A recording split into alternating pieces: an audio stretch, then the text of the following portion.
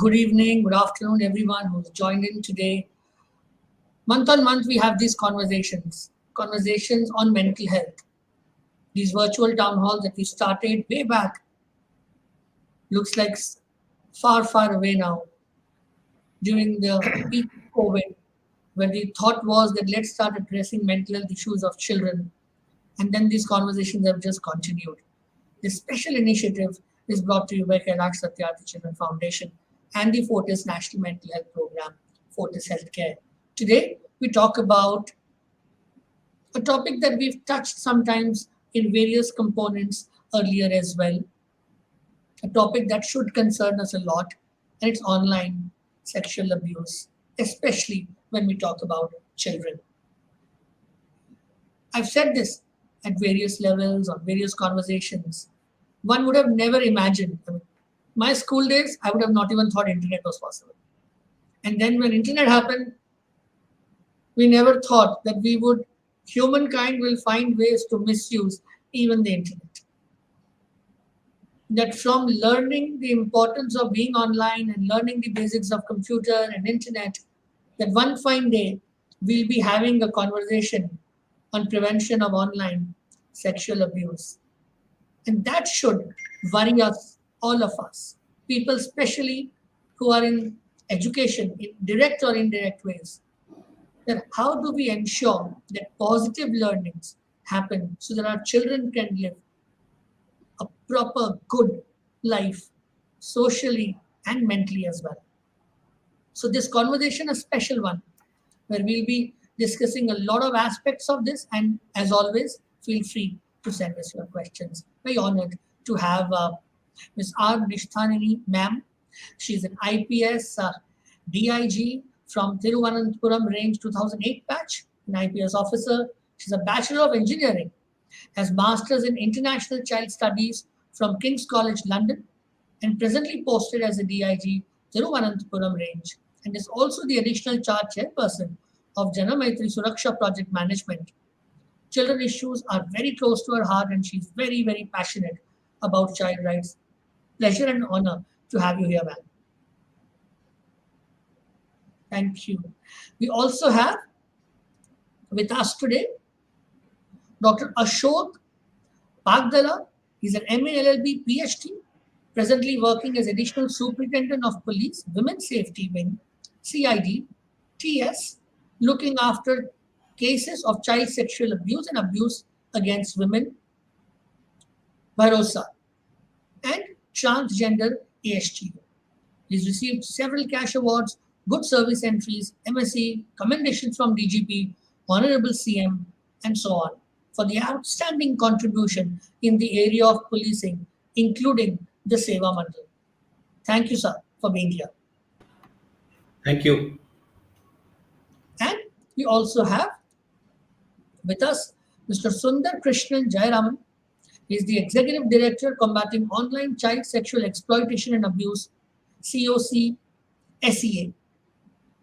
He comes with over 2 decades of experience in the management and coordination of large and complex projects in the developmental sector, particularly in the education and livelihood domain, including information and community technology. And alongside him, Sundar Krishnan ji, thank you for being here. We also have Aditi Kaul, who's an art-based therapist with the Fortis National Mental Health Program. She'll bring in the psychological perspective to this conversation. I have to start with you, ma'am, Nishanthini, ma'am. Starting with you first, please. Help us get into this, that so many people today, if you ask them about online sexual abuse, they wouldn't know what it means. So first, help us understand and clear all the doubts of people listening here.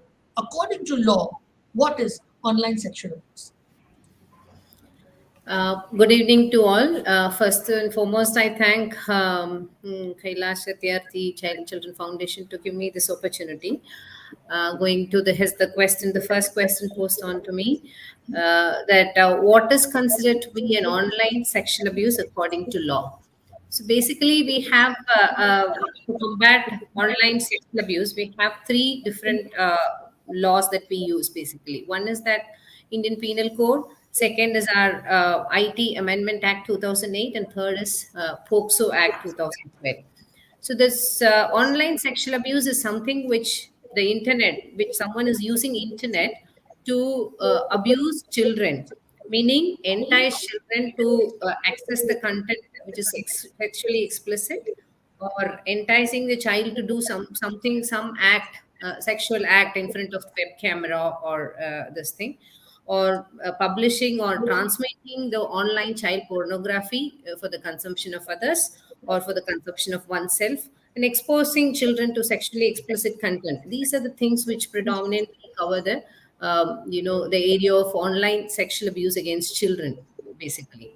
So the act that deals with this, as I mentioned earlier, we register cases under POCSO Act, under Section 15 of and 13 of POCSO Act, and 67B of IT Act, and so on.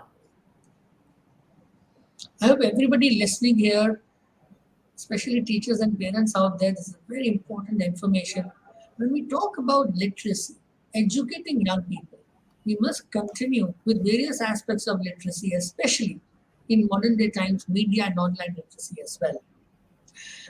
Dr. Kumar, coming to you on this, picking up from what ma'am just said, how serious is this issue from your perspective, both for children or let's say for adults as well? Dr. Kumar, sir?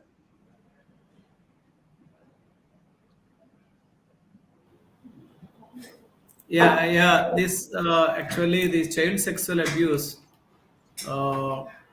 is a very rampant issue which is going on, and the entire country. If you take the national average, we have 44% of the children living in India, and if you take surveys conducted, average 40 to 45% children are being abused in one way or the other on different platforms, like say in street or in the home or in the school or in other places.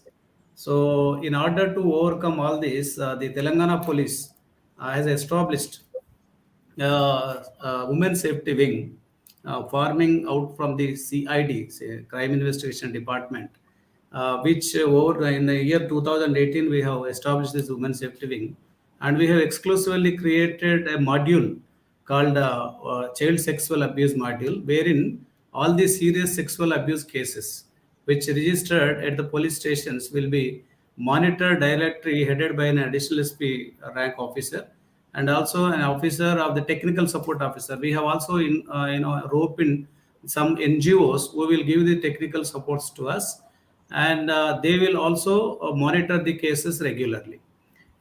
In order to make sure that the child sexual cases are reported properly under 19 of the POCSO Act, once the case has been registered by us as a local police station, the children, in order to avoid the re-victimization, we are sending them to the centers we have established in Telangana called Barosa centers. The Barosa centers are established in now 12 districts. We have about 33 districts, and now we have 12 districts. We have Barosa centers. These Barosa centers will oversee. Once the victim will only see the police station at once only. She won't be going back to the police station several times.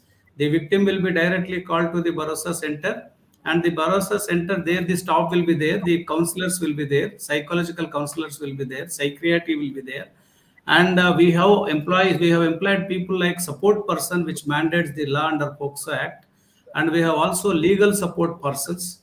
And then at Barosa Center only, we are recording these mandatory statements like 161 statement, which to be mandatorily recorded by the women police officer, and also 164 statements to be recorded by the magistrates. We are requesting the magistrates to visit our Barosa Center and get this statement recorded under the provisions of 164 subclass 5. And also we are requesting the doctors who have to conduct the mandatory procedural medical examinations under 27 of POCSO Act. The doctor are also visiting our Barosa Center. We have given facility for the medical examination room, and also we have ANM. She will also look after the entire medical activities, and then The material objects, etc., have been seized in the process of the examination, have been seized and properly, labeled, sealed, and were sent to the forensic science laboratory. The victims in Barossa Center were also given support for their shelter and being producing in the CC, before CWC. As per the POCSO rules, we are also giving the Form A to the parents and also Form B to the CWC for providing and then assessment of the victim, and further, if requirement, the shelter or their medical treatment or some interim compensation, etc. The Barossa centers are equipped in such a way that once the victim touches the Barossa center and enters into the Barossa center, she will go with the compensation. So from day one till the end of the case, we will take care of the victim, and we are putting our best efforts to avoid the re-victimization. Thank you for that. I think it's very important what you said. And for those listening here, I think one of the things that is important to appreciate is that when we are looking at giving support to victims who've gone through any form of abuse, we need to look at these aspects of what all needs to be a part of it. So, yes, to legal and infrastructure, but so important for the mental health component, the psychological component, Yes. the trust aspect, the skill aspect. Because if we want this individual to be back in their life doing what they should be doing, the best that they could be doing, I think the key here is how do we ensure that complete recovery in a way. Before I come to you, Sundarji, and I was just about to come to you, but since you were talking about Dr. Ashok, about what the work you've been doing, so I was very keen to ask you, ma'am, R.Nishanthini ji. In July, I was reading that Cyberdome Kerala launched an initiative with Bachpan Bachao Andolan on this aspect of online child protection. If you could tell us what all that is happening there, please. Yeah, that is a program was launched by our Honorable CM on July with the support of Bachpan Bachao Andolan. That's called Kutu. Kutu is basically a friend in Malayalam language. We say that we say that we are friends. So these have three-dimensional aspects to it. This program has three-dimensional aspect to it. One is that creating awareness among children.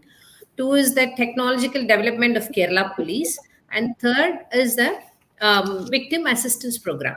So through the awareness program that we try to do, we are trying to reach to the school children and basically empower them to understand what are the risks and harm associated with this online usages, and how effectively you can use, or how healthy internet use can be inculcated among the children, is what we are trying to address through the first dimension. And second dimension is victim assistance program, where we try to select in 4 districts. To start with, we are trying to set up in 4 districts. So we select children who have been victims of this online sexual abuse. Now so far we are not identify so much. So we are, to start with, we are trying to do with the online sexual abuse victims. So with giving them support, that trauma care, and addressing them their concerns to go to court, supporting their every psychological support basically is what we are trying to do with this victim assistance program. And the third one is the technological development program, that is empowering us, literally Kerala Police, to fight this crime vehemently, online crime that we are trying to improve. And that Bachpan Bachao Andolan is supporting, which is called Kutu program.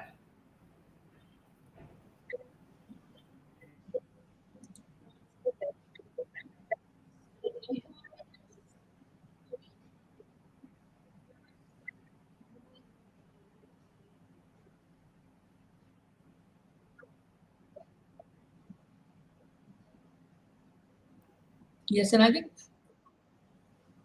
when we listen to both of you who are working at the ground level with people and supporting them, I think the key aspect here, and why are we having this conversation as a part of mental health?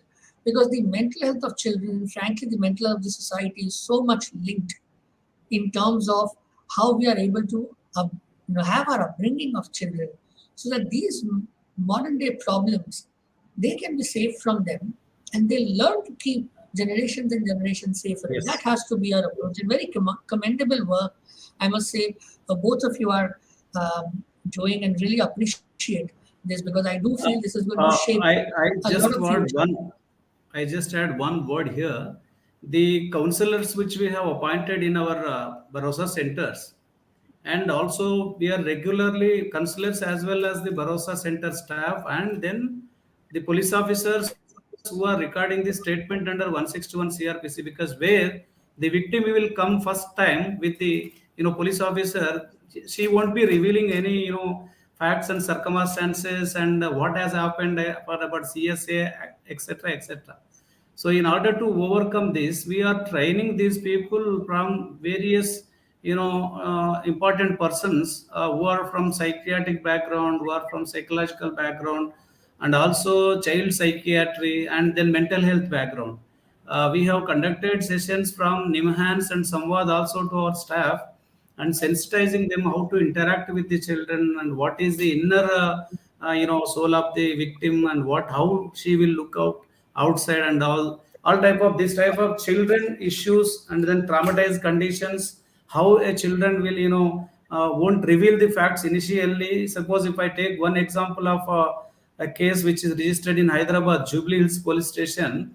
It was came in the social media, Instagram and all, and some political people have involved in it, some minors have been involved in it. The victim has been abducted, taken, and then she raped on in the car itself in the broad daylight, in the city itself. And she went to the home after some time, and she slept for about 1.5 days. And after coming, she conscious, she came to the police station, and then she reported a case saying that I was abused only. So we registered a case under 354 only, because other facts have been not revealed by her. And when she was brought to the Barossa center, our staff, there, who have trained in the specialized activities, and then mental health issues, and also the communication with the victim and all, she could reveal about 6 people have got raped her. So such type of things also we are taking care with our staff and all. Thank you. Thank you. Sundarji, coming to you, two aspects I'd like you to address both. One, share with us what you've seen. You work very closely in this area. So what you've seen on the lines of online sexual abuse and the severity that you see. And also tell us about the Combating Online Child Sexual Exploitation and Abuse initiatives that the Kailash Satyarthi Children Foundation has started. If you could shed light on both of these, please. Sure, Dr. Samir. Kailash Satyarthi Foundation, through its partner ICPF, has been working in this space for the last couple of years. But why we are launching this new initiative, and why now? So that is the key question which we were trying to look at. So just to give you some perspective, I do not know how many of you have already heard about this. NICMEC, National Center for Missing and Exploited Children, which is a global clearinghouse, has reported for the year 2021 29 million reports with 85 million images and videos put together. That's a whopping figure which has come, and India leads that. That's global or explosive content which has gone from India. That's a big kind of concern which we are having. The second thing is, law enforcement has jurisdictional issue. They cannot, because it's a global problem. The content is somewhere, the server is somewhere, victim is somewhere, and the perpetrator is somewhere. So it calls for that kind of thing, where some amount of jurisdictional issues are there. Then in terms of the big tech companies which are there, they are very concerned about their own platforms. They are not sharing the data or the experience which they have been having as a result of this. This is like a multi-layer complex problem at a scale, and the scope is actually multidimensional. So when we are looking at this, we said that we need to come out with a comprehensive suite of solutions. so that we are not just looking at one piece, but then looking at it in a way we are able to address this. If we have to achieve the vision of Mr. Satyarthi to have a safer, healthier, educated kind of world for children, so that they are able to lead their childhood in a child way. So we came out with a mission statement, and where we are now saying that the number one thing which we want to do is a change in paradigm shift in terms of calling this as an organized economic crime. Because like I mentioned, you can treat it like a tech unicorn, where there is an explosion which is happening in terms of growth, globally compatible platforms, and then it's a silent actually leader in the economy, sharing economy. And when we are seeing these kind of things, naturally there is an investment opportunity which people can think of. So it's not, this is the industry of child porn. So that's number one, organized economic crime. We want to bring this education amongst the entire stakeholder community. The second thing is, of course, we want to create a behavior change in the way people are looking at, whether it is consumers, whether it is communities, whether it is children. So again, we have to operate it at a different level. Look at what kind of awareness sessions, safety sessions which we can provide, what kind of, let's say, next level of support which we can provide to at-risk people who are likely to be affected or likely to be becoming an offender. And the third level is, of course, the hardcore criminal, what kind of behavior change which we can bring. Similarly, what kind of support which we can play. For example, Dr. Ashok mentioned the kind of support, actually a victim which has happened. So that is one set of things which we want to do. Then, of course, law enforcement capabilities we are trying to enhance through Bachpan Bachao Andolan in Kerala, where we are trying to enhance the capabilities by building the right kind of infrastructure to take care of the voluminous data and the processing speed and stuff like that. And then the other thing is, if you look at the landscape analysis of this, there is this dark web, then there is the surface web, and then there is social media and all these things, where exactly things are happening. So we looked at this in a very, very comprehensive way to come out with a solution. So it will be a 5-track kind of thing which we plan to roll out as part of this COCSEA.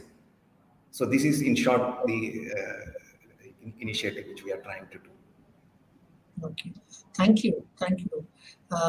Aditi, coming to you, help us understand what would go into the mind of a young person who happened to go through any form of abuse, including online. Then what happens in terms of psychology that an individual goes through? So I think let me start with online, because I think it's so scary, because very often, and research shows more and more, that children going through online child sexual abuse don't even identify it. Very often, for them to come to the awareness that I've gone through this kind of abuse takes a lot of steps. Secondly, there is a higher level of blame. So it's much easier for people around them to say, oh, you sent that photograph, or you chose to do this, so it's your fault. So I think everyone's talking about education, learning, building awareness. It becomes so important, because the psychological component of a child going through online sexual abuse is very different. Because one, we don't understand that it's going on. Two, there is a lot of trauma. Three, there is self-blame. In addition to the anxiety, the trauma, the extreme fear that comes with any kind of sexual abuse that any child goes through, the powerlessness that we feel, the lack of control that we feel, and so many other components around blame that come in. I also think in terms of addressing it, when a child speaks up or reaches out, creating resources for them to feel supported, to also recognize what are all the components. And there's also a very, very interesting window in terms of grooming. So while for CSA in person, somebody has to have physical access to you. Online, we have access to you anywhere, from any part of the world, any part of the country, at any time of day, at all hours of the night, day, in school, out of school. And it's very easy for that to become a source of grooming someone to also then engage with them in person. abuse in whatever format that might occur. So I think there's a lot more layers when the online world comes in. And then when somebody goes through this, what next? I think in terms of how do we help children, because I think I realized, in the last many years working with a lot of children, a lot of teenagers, that how do we create a safe space? How do we create resources where children speak? That's step one. How do they share? How, whether it's communicating with a parent, with a peer, with a teacher. So first responders become so important in creating a non-judgmental, supportive space to listen, to just hear this child say what they have been through without their view, without their opinion. Number two, immediately look at safety protocol. How do we build a safety net? Who are the resources we can contact for this child to be kept safe away from the perpetrator? And then three, what are the other courses of action, whether it's legal, organizational, systemic, the larger structure kicks in. So I think it would go in terms of creating a space where listening becomes a key tool, to second, safety, and then we look at the caretaking that goes on with that. Because this child has just gone through perhaps one of the most severe forms of trauma they will ever experience. So to be able to work through that will require time. And I think creating an environment where they get that time and that kind of professional support which they will need, in addition to family, in addition to caregivers, friends, to not make it victim blaming, to not make it ugly the way we very often tend to make it. Like any other crime, when it is committed, we are there to give support, we are there to provide help without judgment. So why is it different in this case? So I think that becomes an important safety net to build. Yes, I think that's a very, very sensitive and empathetic thing to say. And I think before reactions and deciding on the rights and wrongs or this and that, adults must look at this from the perspective of this child who's struggling, who's struggled, who's traumatized, and the only goal needs to be getting the child out of this. Everything else is secondary. Before I come to you, Sundarji, on this specific aspect of responders, asking you, ma'am, first, this app, I mean, we in mental health keep talking about psychological first aid, training of the first responders, that whether it is police, whether it is NGO sector, nursing staff, that how do we train them that this right kind of psychological support is there. So what are your thoughts about it? That what kind of training do you think would really matter for the first responders who work in this very sensitive area? Yeah. For example, Kerala leads in dealing with this kind of abuse, basically. So we associate with different NGOs, different organization. UNICEF supported us in multiple level. This thing. One such project I wish to bring it to the notice of the audience is that we have children in police house, that is CAP house, and the social policing division. So where we have, with the support of UNICEF, we have initiated D-Safe, a project called D-Safe, Digital Safe, where we try to equip parents and teachers in dealing with these issues. As we know, they are the main respondents. Before coming to the first respondent legally, the teachers and parents are the first respondent in any case. So we try to empower them through our Digital Safe initiative, wherein we have given some 12 scenarios, instant of scenarios, where they can address a problem in three aspects: technological aspects, psychological aspects, legal aspects. So when your child undergoes such kind of scenario, in a common scenario, we have selected some 12, and we try to empower them, like what are the legal measures available in front of you if this is your situation, and how you can give the psychological support to your child, and then how technologically you can prevent this from further happening. So these are the things which we try to address through. This is such a wonderful initiative, DSAVE. Even during the COVID, like second phase of COVID, we were able to train around 6,000 parents online. Now we have crossed around 40,000 parents training at different level. Like a team is dealing with this, and we are empowering the parents. And second main important thing is that our CCSE unit, Kerala has a dedicated unit called Countering Child Sexual Unit, where we do lot of capacity building to our policemen. There we have four type of intervention. One is that we act on the cyber tip line inputs. Basically, we analyze those things, and we conduct pornography hunt drive. So it's called, it is like you detect who has done this, who has downloaded it. And it's very successful. Since 2020 we have conducted around 900 raids, and in which 316 persons were arrested so far, and almost 40 to 50 cases are ongoing trial now, which is a very successful initiative from Kerala Police. And second, this thing is the capacity building, as you were asking, that empowering our own policemen to handle these kind of things is one such thing, which we are doing it regularly, which is supported by ICMEC, International Center for Missing and Exploited Children. They regularly come and train our policemen who are very passionate to work with it. At district level, we have exhaustive, like very talented policemen who are very passionate to work on that. It's just a passion that they need to work. So we select and handpick these people and train them with the help of ICMEC. And we have created, a very good network or supportive network at the district level too, with the support of NGOs working on that, because it's a very, very, you can't say that law enforcement agency alone can tackle this problem. It is a multi-stakeholder cooperation we require to fight this problem, because this is a kind of pandemic which we need to join hands to fight this. So we engage social welfare department, women and child department, and lot of NGOs work with us. So it's kind of, we are in a platform to protect children. So they also, we empower, in fact empower them too, like how a child line, how to empower this group network.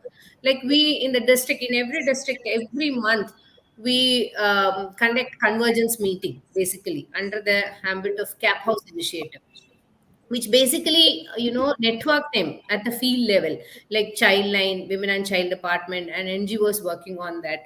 Other stakeholders, labor department comes in, where we fight all other labor related things. So it's a kind of convergence meeting at the district level, at the basic unit level, that we try to do and try to make them as a network so that we can jointly fight this crime. So this is how we build the capacity, and as you rightly said, it's very, very, very important. Before we fight, we want to know what it is and how we can fight.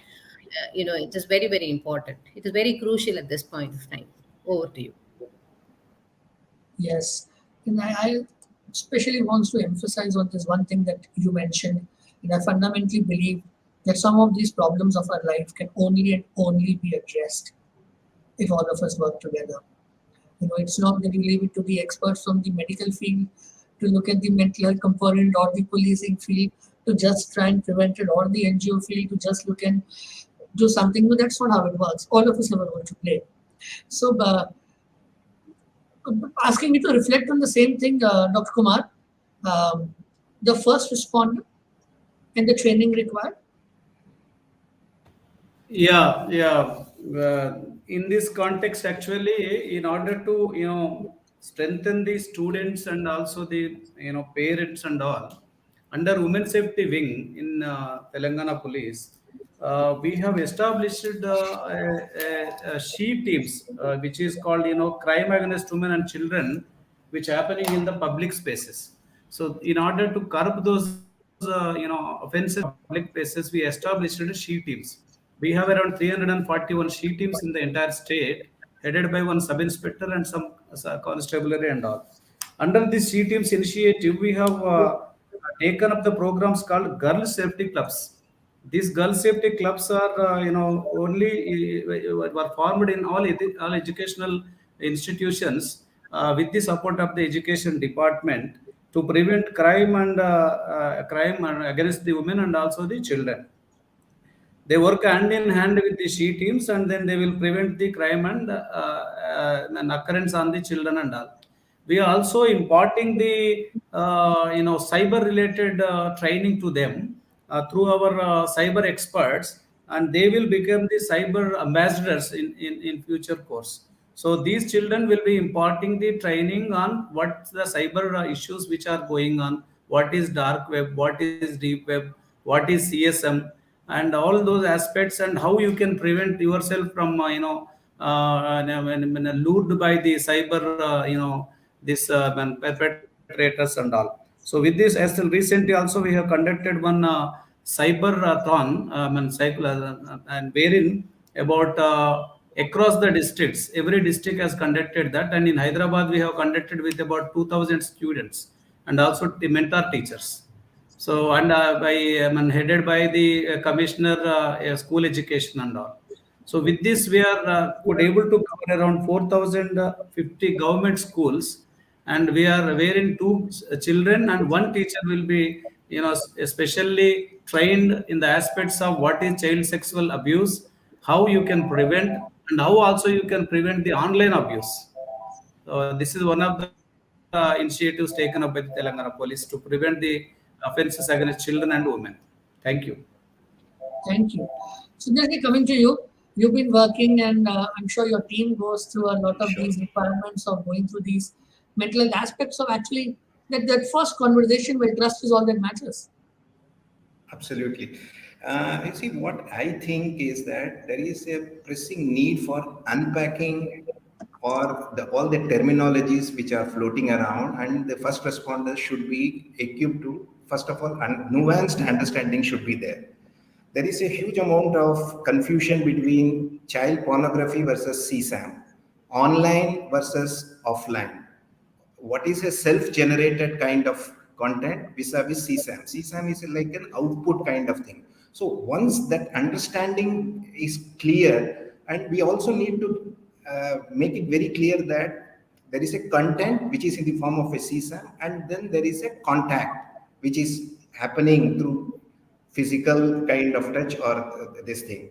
So once we bring this kind of clarity and with a socio-emotional knowledge of how we can handle the children, in some schools in India, they have started introducing this. They are now right now calling it as happiness curriculum in some way. But then child sexual abuse should be bundled in that, and on a rigorous basis, this has to be part and parcel of the entire thing. That is one part. The second part is like we eat something, then what happens is that we are worried about whether we are taking junk food or we are taking something else. So what is it actually we are craving for? So something similar. What is it that we are watching? What is it that we are downloading? We need to see we should have a digital hygiene. What is it that we are doing? Once we are clear that these are kind of toxic content which we are consuming, naturally it is going to have impact. And the third piece is to understand how habits are formed. There is a cue, then there is a craving, then there is a response, and there is a reward. So constantly we are increasing the screen time. If you take a quick look at your kind of thing, youngsters who are especially they are like digital, who are having digital childhood. So what they are trying to do is that almost like some numbers say that it's almost like 200 times in a day they are touching their mobile phone and seeing this. So constant craving is there. So we need to restrict ourselves. We need to create a habit. The parents need to be aware of these things. Parents are, I would say, they are digitally naive people. They don't know what is going on. So they need to be educated first. They need to be made aware of the consequences of these things. And because they are the first responders, especially during COVID times, they are sitting at home and they are the people who should be knowing. If they don't even know what is going on, so how can they be providing help? A couple of days back, I just sent one of my team member to a few schools in Delhi. So just to get a sense of what has happened during this period. So many of these, and we said that it will be treated absolutely confidential. So 4 or 5 cases came out of almost like 25. Out of 25, if we are getting 4 cases, I don't want to name the school. These are like government aided schools and they have never shared it. And to answer your first question, you said that what happens next? Well, they are going through this trauma. They are in fear. There is anxiety. They are not able to concentrate on the studies. There is a constant fear that my image will be shared. That this guy is blackmailing, who has befriended, and now he has gone back, and now he's saying that I'm not going to share this. I'm going to share this photo with some of your other accounts. And they need to understand what's going on, why these things are happening. So we have to understand the why part of it to address this root actually problem, which is becoming a menace now. Before it becomes a pandemic, I would say currently it is epidemic. It's very soon it's going to become a pandemic now. That is the kind of thing which is we are seeing. So we need to have the curriculum which comes out very clearly and unpacks the entire thing, so that they understand that okay, this is what if I'm going to do. Just like a car, when we are driving it, we know that this is the seat belt, these are the signs, these are the kind of symptoms, and when the red light comes, we need to stop, and there have to be doing that. There's nothing of this sort which we are trying to actually give it to our kids. So which is most important. The moment we are giving any device to the child, we need to first of all ourselves know how what are the do's and don'ts, and is that being followed. Otherwise we should not be giving it. We are left and right, we are actually giving the children to use mobile phones, laptops, computers and other things, and then the consequences we are seeing. Yes, and I think it's an important reflection to have, that the consequences we are seeing, aren't we? Aditi, two aspects, and I'll be a bit brief on this. One, what kind of skills would be required for the first responder? Two, what is the nature of psychological work that should happen in a continuum for an individual who's gone through a piece? So I think in terms of first aid, in terms of first responders, I think even a very basic, I mean, and it's not so basic, training in psychological first aid and, understanding just basic components. When someone comes into you and they're reporting, or somebody else is reporting on their behalf that they have gone through a crisis, and this will be put down as a crisis, as a traumatic event or series of events that this child has experienced, our first step becomes safety. So training in understanding how to help this child feel safe. Second becomes a sense of control. So how do I get a sense of this child sitting in front of me feeling calm, comfortable, reducing their anxiety, which would be at a peak. Not only have they gone through a crisis, sitting and verbalizing it to somebody, and if we reflect on our own lives, it's very difficult. It's very difficult to share when you go through something of the magnitude of CSA, whether it's online, whether it's offline, right? There's a whole range we've talked about this child experiencing. So making them feel calm, helping them take back control, that you are safe right now, you are in control of sharing this narrative, we are here to support you, we will take it step by step. So bringing that anxiety in control in that moment.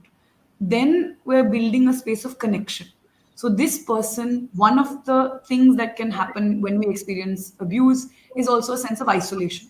Very often you will stop communicating, you will stop talking or reduce that, not share because you're scared that it's your fault, or sometimes the perpetrator can be someone very often known to us, someone in our immediate circles that has access to us. And I think feeling a sense of connection with safe spaces, being able to talk about this to the people who are there to stand by us becomes important. So social connections are one of the most healing spaces that we can build for someone, especially when the trauma has come from social connections. Because CSA is coming when we are in contact with someone, whether it's online or offline. And lastly, I think hope. So if these 5 critical elements can be covered as a first responder, helping this child see that we're going to be okay, we're going to work one step at a time to figure this out, and we are here for you. Building that sense of hope will help us move forward, build that sense of resilience as this child moves forward, and then directing the child to the right spaces. So if I'm a first responder and I'm handling this crisis right now, what next? Who do I talk to next? Who do I communicate with? Which adult in their life? Which mental health professionals, resources, NGOs, organizations? And I think like a couple of, ma'am and sir have mentioned that it's a multi-stakeholder problem. So I think the first responder gets to create a sense of calm and anchoring, and then reach out to all the professionals and resources required to really help this child as we move forward. I think, so the second question you said was, once this child has gone through The something, nature of psychological work that should be done in a continuum. Right. So essentially, it would be trauma-centered work. We would look at trauma focused work over a long period of time, or over the period of time that this child requires, one, to express what has happened, two, to work through the trauma that, the incident, or the series of incidents, who this was, the relational aspect of the trauma that has occurred, the blame, the guilt, that very often comes with it, the nightmares, the constant sort of flashbacks coming in with that trauma episode, the difficulty, Sundar sir also mentioned, when we're looking at school, even things like concentration, focus, attention, there's a widespread impact that will happen. The depressive symptoms, anxiety symptoms that could persist. So I think it'll be a continuum of work in tackling what this child has gone through, while constantly remembering that children and human beings are extremely resilient, and to amplify also that this trauma was one part of their lives, and there is a whole host of strength, resources, positives that exist in their life. So really enhancing that narrative over the course of time, which will then help us work through the trauma and build the community that this child, and honestly, when you look at the statistics everyone's talked about, that a whole host of children right now need. And it's a two-part. We're dealing with the consequences of what has happened, but yes, we absolutely need to talk about it. It needs to be part of curriculums. I know how hard we fought to start doing workshops just around good touch, bad touch. About 8 years ago, and it was so difficult. Now that's become acceptable, but when we look at online work, it's a whole other conversation that is not happening, and that needs to happen. Yes, that's so true. I have a question here, ma'am. I'll address it to you. Um, Ravi Jacob says and asks a comment that people from many countries are usually involved in a single event of an online sexual abuse, multi-country legal framework, etc. So much more is required. How do you see that, and what can be the vision to curb this happening, child sexual transgressions happening online? Let me try to answer this. Or So let's just 1 second. I'll come to you on this. Sure. I'll let Nishanthini answer, and then I'll come to have a supplementary question. Thank you. Yeah, this online sexual abuse per se is a transnational crime. Basically, it doesn't have borders. When we deal with the jurisdictional part of things, when we deal with other crimes, we say that it is when it is committed inside India or a part of India outside India. All this stuff we cover in the legal framework. But this is something which it's a transnational crime without any borders, which requires collaboration of government, intergovernmental agencies, non-governmental, and multi-stakeholder, as we said earlier, and including the private sector. So basically, we want to have a lot of formal mechanisms where we have to bring in the service providers on the platform to protect our children globally. It's not my problem, it's not their problem, it is our problem to protect children, because they are the asset of world, basically. So we have to bring in them on a single platform, and we have to try to address these combinedly, like signing mutual agreements like MLAT, and signing MOU between the companies which are the service providers as such. These are some of the things which I think the government is doing, and they are continuing to do. But as such, as on today, we are striving to cooperate, like a lot of national or international NGOs, like ICA and ICMEC. All these people are cooperating in identifying the victims, and to take different action against these vulnerable or the predators. These are the things where the law enforcement as such has come to a platform, a common platform. To certain level, we are able to come to the common platform to fight this crime. But yes, of course, we need a multi-national this thing, which is in pipeline. Probably, as Ms. Aditi was saying, like 8 years ago, we were trying to address this thing in a very this thing. Now it has come to an acceptable level. Maybe in a short time, we will be able to get this through, I think. Yes. Now, Sundar, coming to you, an additional component which was asked by Rajna KB. And Rajna ji says that not just the fact of child sexual abuse, but also the aspect of drug use in adolescence. That's also increasing. How do we help children, both in terms of what can we do as multi-agency work, like what was the earlier question, and what can we do, let's say at more ground level, both by parents and by teachers. See, when we are looking at drugs or whether any addictive habits, like I mentioned, we need to understand how that habits are getting formed, and habits die hard. We should also realize this. So there are multiple ways. In my previous role, where I had undertaken few campaigns, let's say for the drug addicts in Mansa of Punjab, for children who have become this.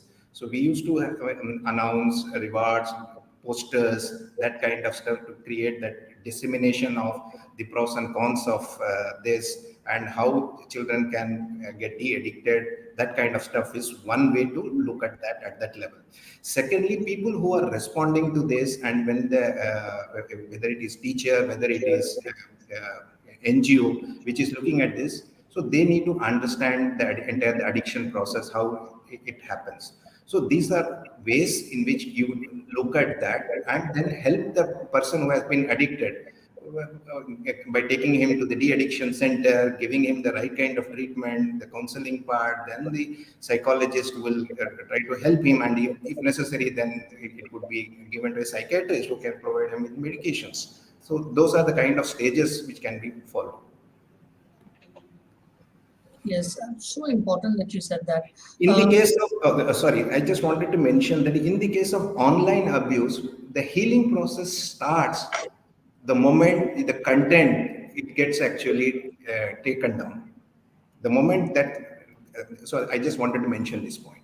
Content Yes. takedown is a key thing in the healing process. The fear, the anxiety, maybe the suicidal thoughts or the attempts.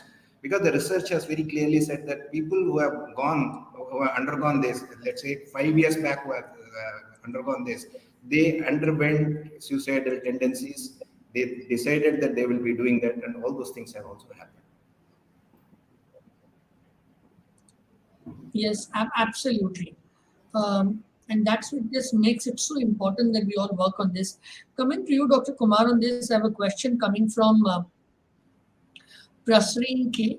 How important is the digital education to parents and children to be safe and smart, and how to go about it? Yeah, in our observations in women's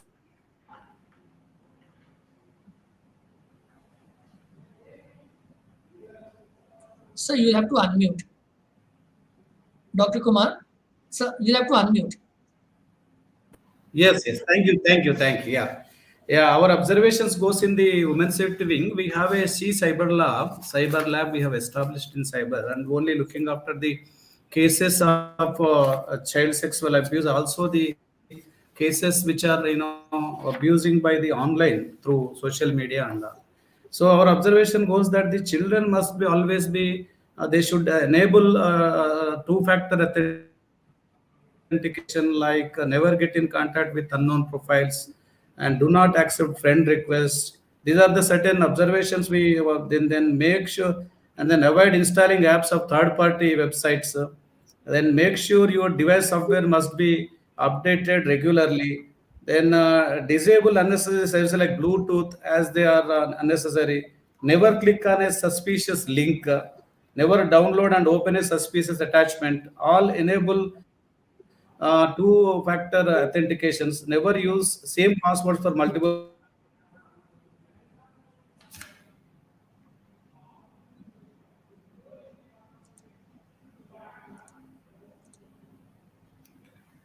Sir, you have to unmute again, sir. Sir, Dr. Kumar, it became unmute. Yes, sir. Children and parents must aware of their cyber crimes, what's happening, and then they should also be educated on the 1930 cybercrime.go.in, and we have also dial 100 like that. And do not open for loan apps. When even recently the Google also has removed around 200 loan apps. These loan apps also one of the important aspect. Recently Google has removed around 2000 loan apps. And then do not share unknown links to others. And our in women's set wing, we have also have some observations wherein the contents which were online content, which was mostly used by the Telegram app, because around 2 lakhs people can be subscribed to the social networking. And then they are also sharing and then selling and then exchanging video and child content also. And important successful events which we have made is in next generation crimes against women and children, like deep web, child pornography, telegraph, WhatsApp things we have conducted successfully. Core attention in handling of real-time cybercrimes pertain to the child sexual abuse material. And then we have successfully tracked around 58 reports, and based on those reports, around 16 cases have been registered, and then about 21 accused have been arrested. So the whole thing is that the digital platform, one must know what to use and what not to use, as it is www, it's world wide web. Once we are into the networking systems or in internet, our entire information will go. They should and the parents should watch this screen watch by the children. See, the children are more time spending on the screen, then they should alert and then interact with them. And now and then they should also tell what is the ill effects of the social media or internet, and also the good of the cyberspace. Thank you. Yes, absolutely. Absolutely. Lots of questions still trickling in. I'll try and take as many as I can. But a question here for you, ma'am, and Nishanthini, ma'am. You would have seen various characteristics or of people who were the hackers or the abusers. So, wanted to understand from you, how would one know about it, or how does one realize that this could be a hacker, and how do we, or an online abuser, and are there any characteristics, or how can one tell young people to be very safe and be and have a preventive approach? Yeah, this is a very, very relevant question these days, especially for the children to know, because given the, transnational accessibility to the content and, the friendship that is made through the social networking sites, we may not know people each other, we just tend to assume a person. And this gives a lot of anonymity, especially for the predators waiting to trap the children online, to use the children for various things, including sexual abuse. So when you ask what are the characteristics, I can mainly, immediately the three things comes into my mind. One is that they're so manipulative. Like they can manipulate things in a very expressive way. They can tell things in a very, very comfortable way, so that whatever the child wants, maybe they can manipulate. If the child requires a beautiful girl, or if the child wants to chat with a handsome boy, or if a child wants to is a crazy about something, very artist or somebody, or whatever the child's need is, so they can be manipulative to that extent to establish the rapport, establish the relationship with the child.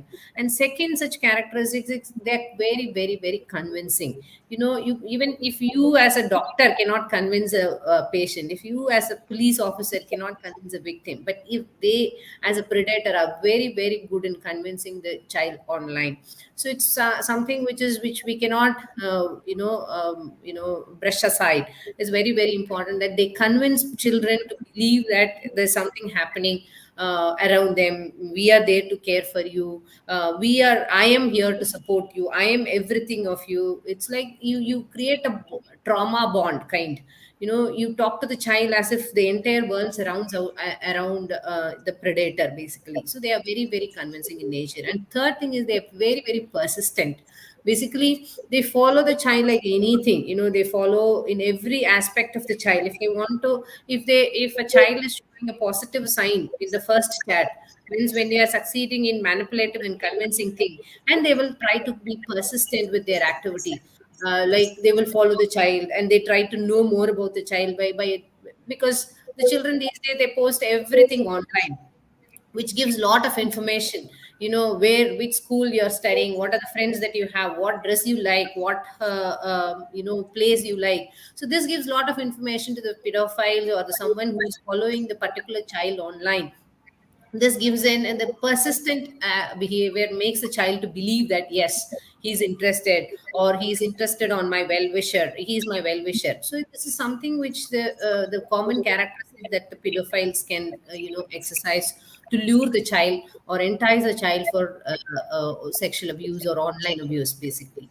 Yeah. Thank you. Yes. Thank you for that. Sundarji, coming to you for a quick question. I'm going to merge a couple of questions so that we can take most of them. Tushara Bhaskar asks that in current scenario, prevention of online as well as or in the real world, child sexual abuse is a difficult task.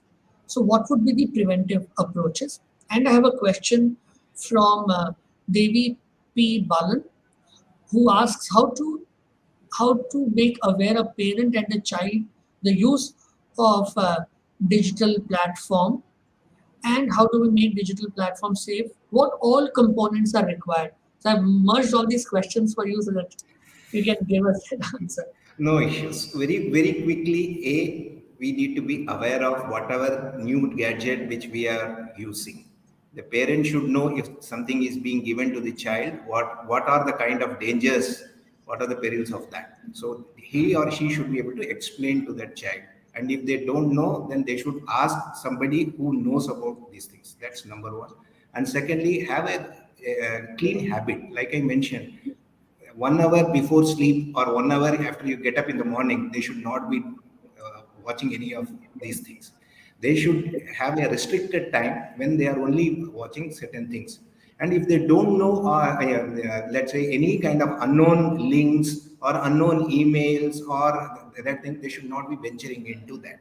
Once they start acclimatizing themselves with the initial stages, and slowly when they are actually figuring things out, then only they should go to other sites.